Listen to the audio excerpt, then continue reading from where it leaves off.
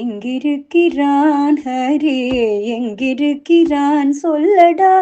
எங்கிருக்கிறான் ஹரி, எங்கிருக்கிறான் சொல்லடா. எங்கிருக்கிறான் என இரணியன் சொல்லை இடைமறித்தே அவன் பிழை.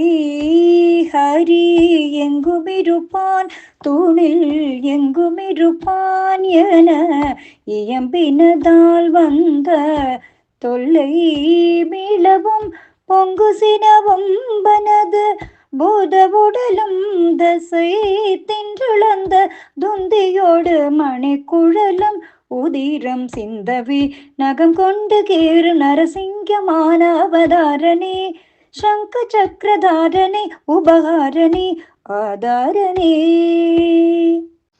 ஓம் நமோ நாராயணாய நமக. ஸ்ரீமதே ராமானுஜாய நமக. ஸ்ரீமதே நாராயணாய சரணம் சரணபதி. ஓம் நமோ பகவதே வாசுதேவாய. ஓம் ஸ்ரீ வராக மகாதேசிகாய நமக. இப்போ நம்ம பார்க்க போகிறது நரசிம்ம அவதாரம். ஏற்கனவே 3 அவதாரம் பார்த்தாச்சு. மச்ச கூர்ம வராக நரசிம்ம ஆல்ரெடி நம்ம கதை கேட்டுட்டோம். 4வது இருக்கக்கூடிய நரசிம்ம அவதாரம். இந்த அவதாரம் எடுத்ததும் முதல் யுகமாகிய கிருதயுகம்தான். இந்த அவதாரம் ரொம்ப வித்தியாசமானது. பாதி மனுஷ உருவம், பாதி சிம்மத்தோட உருவம் அப்படின்னு இருக்கும். ஏன் இந்த பெருமாள் இந்த அவதாரம் எடுத்தார் அப்படிங்கிறதுக்கு நம்ம யோசனை பண்ணணும். அதாவது ஹிரண்யாட்சனை பெருமாள் ஏற்கனவே முந்தின அவதாரத்தில் வதம் செய்தார். ஏற்கனவே வராக அவதாரத்தில் ஹிரண்யாட்சனை வதம் செய்தார். ஹிரண்யாட்சனும் ஹிரண்யகசிபுவும் சகோதரர்கள். அவங்க ஏன் இப்படி பிறந்தாங்க? ஏற்கனவே அவங்க 2 பேரும் துவாரபாலகளா வைகுண்டத்தில் இருந்தா. வைகுண்டத்தில் இருந்த ஒரு 4 ரிஷிகள், சனகாதி ரிஷிகள் 4 பேர் வந்து உள்ள பெருமாள் தரிசிக்கணும் பர்மிஷன் கேட்டா விடலை. அதனால என்ன பண்ணா, சாபம் விட்டுட்டா. சாபத்தினால 2 பேரும் 3 ஜென்மம் பிறக்கணும் அப்படின்னு சொல்லிட்டு நியமம் ஆச்சு. அதனால முதல் ஜென்மமாக ஹிரண்யகசிபு அப்படின்னு அண்ணன், ஹிரண்யாட்சன் தம்பி, அப்படி கஷ்யப ரிஷிக்கு பிறந்தா இல்லையா? ஏற்கனவே முந்தின அவதாரத்துல நம்ம பார்த்தோம். அப்போ அந்த ஹிரண்யாட்சனை பெருமாள் வராக அவதாரம் எடுத்து வதம் செய்தார். அதனால அந்த ஹிரண்யகசிபு பெருமாளாகிய நாராயணன் மேல அவ்வளோ கோபத்தில் இருந்தான். அது எப்படி நாராயணன் என் தம்பியை வதம் செஞ்சுட்டான், ஆனா பழிக்கு பழி தீர்க்கினான் இல்லையா அப்படின்னு சொல்லிட்டு ரொம்ப கோபத்துல ஆக்ரோஷத்துல இருந்தான். கோவம்னா கோவம், அப்படி ஒரு கோவம். அதனால என்ன பண்ணான் தெரியுமா? அவன் பெருமாளை முதல்ல வதம் பண்ணணும்னாக்க பெருமாள் சேர்ந்த வாழைகளாம் தூஷிக்கணும், அவளுக்கு ஹிம்சை பண்ணணும் அப்படின்னு தீர்மானம் பண்ணான். அதனால ஒவ்வொருத்தரா இந்த ரிஷிகள், முனிவர்கள், தேவர்கள் எல்லாரையும் அடிச்சு நொறுக்கி துவம்சம் பண்ணான். எல்லாரையும் அடிச்சான். பூலோகத்தில் இருக்கிற அத்தனை பேரும் யார் கோயிலுக்கு போனாலும் அவளை அட்டின்னு அடிச்சான். கோவிலுக்கு யாரும் போகக்கூடாது, கோவிலில் விக்கிரகத்தை எல்லாத்தையும் எடுத்துடுங்க, பெருமாள் விக்கிரகம்லாம் எந்த கோயிலும் இருக்கக்கூடாது, ஹிரண்யன் தான் இருக்கணும், ஹிரண்யாட்சன் இருக்கலாம், ஹிரண்யகசிபு விக்கிரகம் இருக்கலாம், என்னத்தான் சேவிக்கணும், வேறு யாரும் பெருமாளை சேவிக்கவே கூடாது அப்படின்னா. யாரெல்லாம் யாக யஜ்யம் பண்றாலோ அவளை துன்பப்படுத்துங்க அப்படின்ட்டு அசுரர்களை வச்சு எல்லாரையும் அடிச்சு நுறுக்கி அவ்வளவு தூரம் கஷ்டப்படுத்தினான். அதனால ஒரு உலகம் இல்லை, 14 உலகம் கிட்டு கிட்டு கிட்டு கிட்டுன்னு அவனுக்கு நடுங்குது. 14 உலகத்துலையும் அவன் ஆட்சி தான். ஒரு லோகம் இல்லை, எல்லா உலகத்தையும் அவனோட ஆட்சியே இருந்தது.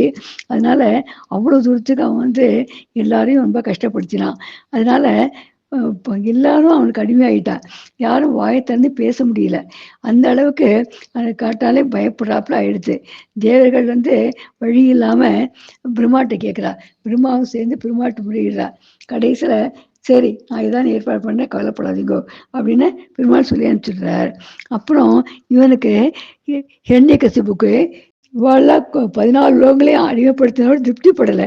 இன்னும் நம்ம பெருமாளை அழிக்கணும்னாக்க நம்ம இன்னும் நல்லா பலம் பொருந்தியவனா இருக்கணும், நிறைய பலம் இருந்தால் தானே அவனை அழிக்கலாம் அப்படின்னு சொல்லிட்டு சரி இப்போ நம்ம தவம் இருக்கலாம் அப்படின்னு சொல்லிட்டு தவம் இருக்கான். எப்படி 2 கட்டை விரலை மட்டும் ஊனிக்கிறான், 2 கையும் மேலே தூக்கிக்கிறான், ஆகாயத்தை தூக்கி கையை கூப்பிட்டு அப்படியே தவம் இருக்கான். 1 நாள்ல 2 நாள்ல பல வருஷங்கள் அப்படியே கண்டினியூஸாக தவம் இருக்கான். தவம் இருந்தனால என்ன ஆச்சு, சுற்றி வர பெரிய கரையான் புத்து வந்துடுத்து.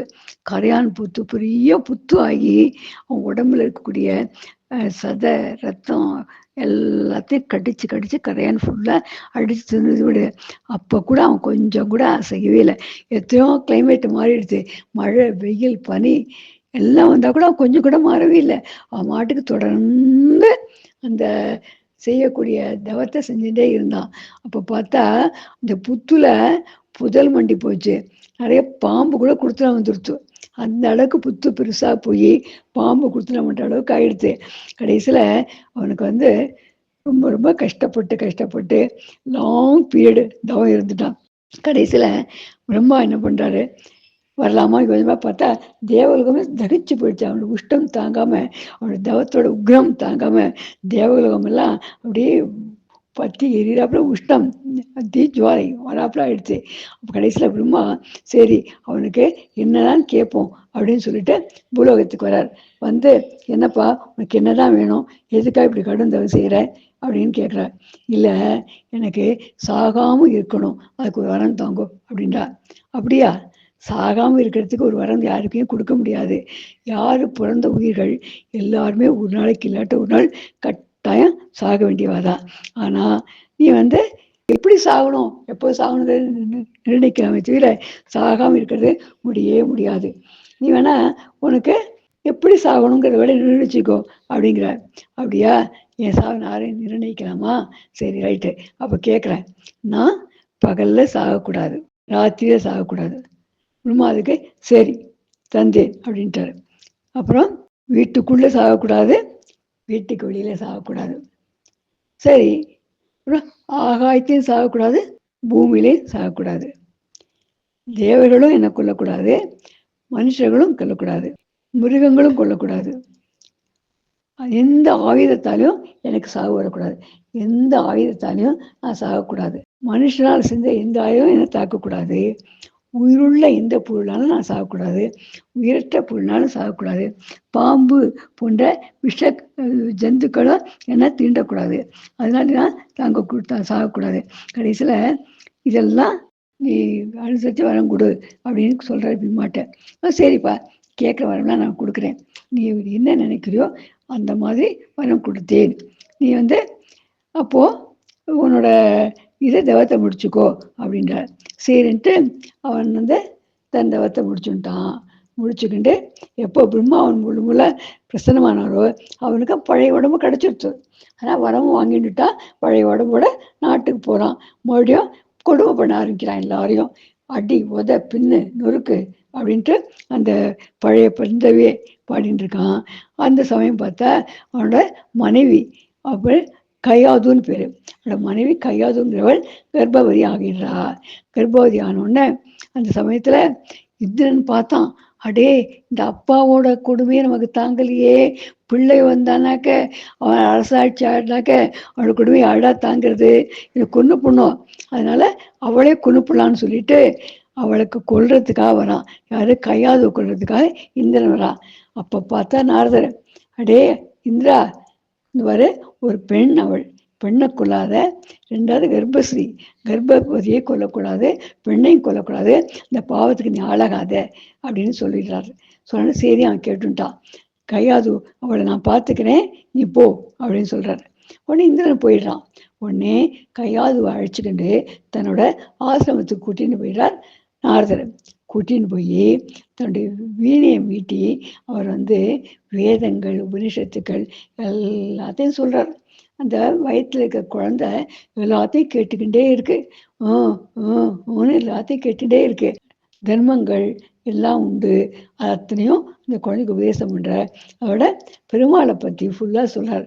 நாராயணன்னா யாரு, நாராயணன் காக்கும் தெய்வம், அவனால் எப்படிலாம் சேவிக்கணும், நவ வழிகள் 9 வழிகள் சேவிக்கிறதுக்கு அத்தனை வழி அவனுக்கு சொல்லி கொடுக்குறாரு. அந்த குழந்தை ஊன்னு கேட்டுக்கிடு. அதாவது 6 மாசத்துக்கு அப்புறம் குழந்தைகளுக்கு கர்ப்பத்தில் இருக்கிறச்சையே எல்லாம் கேட்கக்கூடிய திறமை உண்டு. அதாவது அந்த குழந்தை வந்து வயத்துக்குள்ள இருக்கிறச்சையே அந்த விஷயங்களை கேட்டுக்கிறது. அதனால்தான் நம்மள இந்த 6 மாதத்துக்கு அப்புறம் 6, 7, 8 அந்த மாதங்களில் சீமந்தம், வளகாப்பு அதெல்லாம் பண்ணுவது வழக்கம். ஏன்னாக்க அப்போ குழந்தைக்கு சவுண்டு கேட்கும். வெளி உலகத்தில் என்ன பேசுகிறோம், என்ன ஏது அதெல்லாம் கேட்கக்கூடிய தன்மை வந்துடும். குழந்தைக்கு பேச தெரியாதுனா கூட கேட்கக்கூடிய தன்மை உண்டு. அப்போது நல்ல விஷயங்களை கேட்டு கேட்டு கேட்டு அவனுக்கு நல்ல ப்ராக்டிஸ் ஆகிடுது. அதனால அவன் குழந்தை பிறந்த உடனேயே நல்ல சத்தான குழந்தையா பிறந்தான். ரொம்ப ஆரோக்கியமாக, மனசு சந்தோஷமாக, நல்ல விஷயங்களை கேட்கக்கூடியதாகவே இருந்தது அவனுக்கு மனநிலை. அதனால் அதெல்லாம் கேட்டு கேட்டு வளர்ந்துட்டே இருக்கான். அப்படி இருக்கிறச்ச ஒரு ஸ்டேஜ் ஆகுது. அவனுக்கு ஒரு 5 வயசு ஆகுது, 4 வயசு 5 வயசு ஆகுது. ஆன உடனே அவன் அப்பா கூப்பிடுறார், உன்னை வந்து பாடசாலைக்கு கொண்டு போய் சேர்க்குறேன்ப்பா, நீ போய் நல்ல விஷயங்கள்லாம் கற்றுண்டு வா அப்படின்னு சொல்கிறேன். சரிப்பா போய் படிக்கிறேன் அப்படின்னு அந்த குழந்தை சொல்கிறது. அப்போ பார்த்தாக்க சுக்கராச்சாரியாரை கூப்பிட்றான். அரசுர குரு சுக்கராச்சாரியார் தானே. கூப்பிட்டு, என் பிள்ளைக்கு நான் தான் தெய்வம், என்னை மட்டும்தான் சேவிக்கணும் அப்படின்னு சொல்லி கொடுக்கோ அப்படின்னு சொல்கிறேன். இந்த பார்ப்பா, இதெல்லாம் சொல்லித்தர முடியாது, என்ன உண்டோ அதை தான் சொல்லித்தருவேன், நீ சொல்கிற நான் சொல்லித்தர மாட்டேன் அப்படின்னு சொல்லிட்டு அவர் போயிடுறார். அதனால என்ன பண்ணா, அவருக்கு 2 பிள்ளைகள், சண்டன், மர்க்கன்.